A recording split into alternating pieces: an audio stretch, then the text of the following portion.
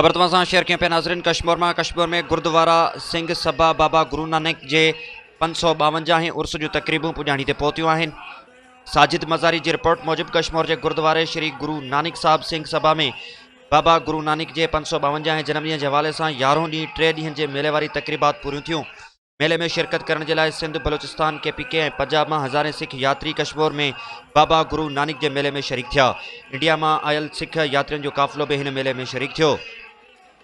कश्मीर जे गुरुद्वारे श्री बाबा गुरु नानक साहिब सिंह सभा में बाबा गुरु नानक जे 552 जन्मॾींहं जे हवाले सां 3 ॾींहं खां जारी मेलो पंहिंजी पुॼाणी ते पहुतो। मेले में सिंध, पंजाब, बलूचिस्तान, KPK समेत भारत मां सिख यात्री कश्मीर में बाबा गुरु नानक साहिब जे मेले ते पहुता। मेले अंदर सिखियनि जे पाक किताब गुरु ग्रंथ जो विर्द कयो वियो ऐं कीर्तन में शब्द बि ॻाया विया।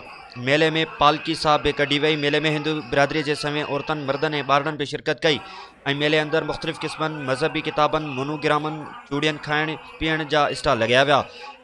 उन दौरान इंडिया जे आयल यात्रियुनि जे लाइ खाधे ऐं रिहाइश जो पिणु इंतज़ाम कयो वियो। मेले में पाकिस्तान जी सलामतीअ लाइ ऐं भलाई लाइ दुआऊं पिणु घुरियो वियो। उन मौक़े ते भारत मां आयल यात्रियुनि चयो त असां हर साल इंडिया मां हिते कश्मीर में गुरु नानक जे मेले में ईंदा आहियूं ऐं हिते सिंध में अची असांखे आनंद मिलंदो आहे।